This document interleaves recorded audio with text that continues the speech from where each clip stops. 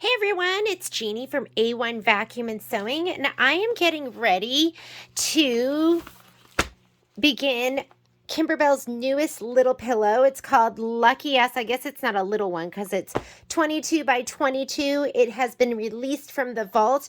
I think it was originally a quilt. But regardless of what it was, it is absolutely adorable. Your designs will fit in a 5x7 hoop. Let's go ahead and get started and talk about what you're going to need. Number one, I print out the instructions. So my instructions are printed out. It's a lot of pages, so I just staple it in two groups. I also did purchase something's wrong with my printer. That's why it looks like that. It's not you, it's me. I also printed the Quilting Designs, and I like to print those out. I don't print out all the instructions, but this is the plaid, the St. Patrick's 4, and then the sashing stuff. So I like having all of that so I can see the sizes, and I know the measurements that I need to be working with. So I have that. I've sent you a supply list. If you don't have the supply list, you can find it on our website. Actually, not in our website, but you can find it in our Facebook group, A1 Vacuum and Sewing, or it's A1 Vac and Sew in Reno, if you find that, and then go to the Sew Along group, and that's where this is posted. So there'll be a PDF for the supply list. And then I always make a spreadsheet too, and this will kind of give us information. This is what we're going to stitch on day one, or if we don't get to it, you're going to have it for homework, and this is going to be day two. I just put down what section it's in, what page you can find the design on, which quilt design we're going to be using, the final size, what size to cut your batting, and what hoop to put it in. I'm actually going to be using my 5x7. If you don't have a 5x7, you can go up. I'm going to be using a 5x7 for all of these designs except for Clover and Flowers. I'm going to bump up to a 6x10. The Leprechaun Hat, I'm going to be doing in a 9.5 by 9.5, which is what you need if you're going to be doing combining the quilting with the embroidery pattern. If you don't have a hoop that big, don't worry. You can use an 8x8, or you can do multi-hooping in the 5x7. The rest of these, I'm going to be stitching those all out in 5x7 hoops. And then I don't even know what I'm doing with the borders yet. Please keep in mind, this is not a class. This is a sew along. I'm actually stitching it for the first time with you. So that's going to be the supply list. If you can print this out, this is kind of nice to have. I just like to do this. It just, I don't know. It's just helpful for me. Hope you find it helpful too. This is just the fabric requirements and what you need to cut everything to. Where I put the stars, these are the ones that are background pieces, or there's one piece here. Oh, I didn't put a star by it. But this piece right here, you're going to have to put,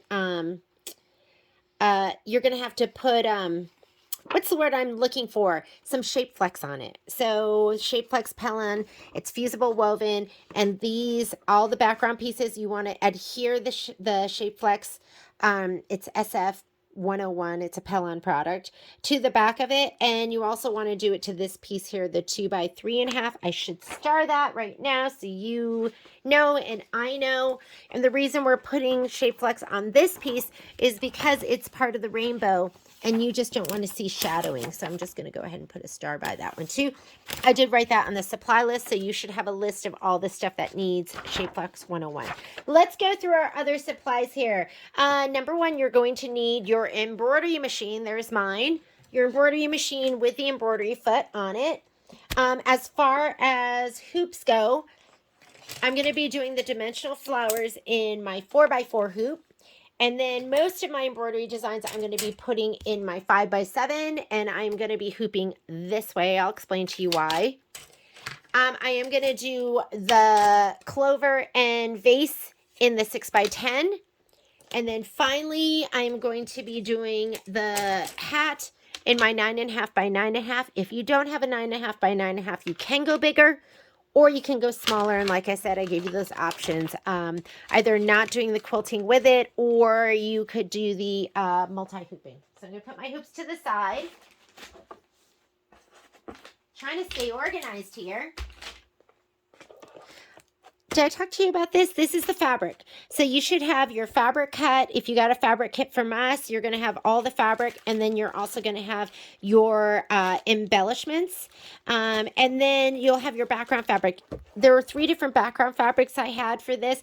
You either have the striped awning, the green and white stripe, the plaid, or the polka dot. So I'm going to put this to the side. When we cut down our squares, I like to do it on a rotating mat. This is my favorite. It's the Martelli. It's so smooth. That's what I absolutely love about it. So this is my mat that I'm going to be using for cutting, or my rotary mat. And then this right here is going to be my wool mat that I'm going to be using for pressing. I'm also going to be using these pop rulers. So the 6.5 by 8.5, the 4.5 by 6.5, and the 4 by 4. I'm pretty sure that was all that was in there, but I could have made a mistake. There could be other things. I have my design here on a USB that I'm going to put into my machine. I have a pressing cloth, or a Teflon sheet that is, for pressing. I have, for stabilizer, I'm going to be using Dissolve Away for the dimensional flowers. You just need enough for 1 hooping in your 4 by 4. You can either use poly mesh. Sometimes it's called no-show mesh, poly mesh, but it's a cutaway and it looks kind of like this. So you can either use poly mesh, or what I'm going to be using is I'm going to be using muslin. So for the muslin, I have 1 piece that's cut out to fit my 9.5 by 9.5 inch hoop. I have some that's cut out, and I just cut them in strips. I just cut it with a fabric. This one's big enough for my 6 by 10. So once I do that, I'll just cut it wherever the design is. If it only goes to here, I'll have all that left over. So I have, and you just need enough for 1 hooping in your 6 by 10, although I have this big old piece. That's because, like I said, I cut with a fabric and I use that. And then you need enough that you're going to be hooping in your 5 by 7. And I'm going to be doing my designs like this, or hooping like this. So, because the designs I think are 4.5 by 4.5, so they were a little bit too big for the 4 by 4 hoop. But I figured I could place my design right here. And then my next hooping, I would just scoot it down a little bit and do my next hooping right here. So, and I'll show you how I do that. But this is what I'm going to be using instead of the no-show poly mesh. You're going to need a ruler for trimming. So I have, this is my favorite. This is my 6.5 by 12.5 Creative Grids ruler, and I love it. And I have some rotary cutters to go ahead and do the trimming inside my pop rulers. For inside my pop rulers, I like a 45 millimeter, but when I'm doing other trimming, I like my 60 millimeter. So you have choices. As far as bobbins, most of the time I'm going to be using this white pre-wound, but I also have a black. If I do black, I usually do black pre-wound bobbin. And I have an empty bobbin because I was looking at the design and I thought, I thought when I was looking at this stitching is really tiny, so I thought maybe I would wind a matching bobbin for that. So I have an empty bobbin too, but mostly I will be using the white. In addition to that, I have transport tape, and this transport tape I'm going to be using to tape things down. You can also use Kimberbell tape, but transport tape is my favorite because it's so easy to rip. I have Best Press. I'm going to be spraying and pressing my fabric before I cut it. And I have KK 100. Most of the time when it asks for tape, if I can get away with it, I'm going to use my spray. Thread. So as far as the thread goes, they had a picture, or not a picture, but they had a little printout. Where did I put it? Here's the printout. And then it gave us thread colors, and I know my colors don't look great because there's something going on with my printer. But it just said these thread colors. However, when I was looking, and that's all I put on your supply list, but when I was looking at this, I thought, oh, you know what? Let's have some others just in case. So I just have a whole bunch right here. We may or may not use it, but I'd rather just have it. And you're going to be doing this from home, so you're going to have access to all your thread. Let me put this to the side. I have an array of cutting tools. These are my favorite. This is from Moray. They make a really cute little embroidery set that I absolutely love. What I use most of the time is going to be my snips. And then I also have, and I have two pairs of these. These are my double curved. And I have a big pair and a small pair. And then, of course, my curved straight. I couldn't live without these.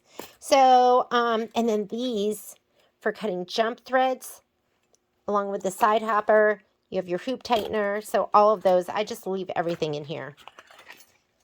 If you are doing the quilting, where we load the quilting design and then we put the embroidery design on top of it.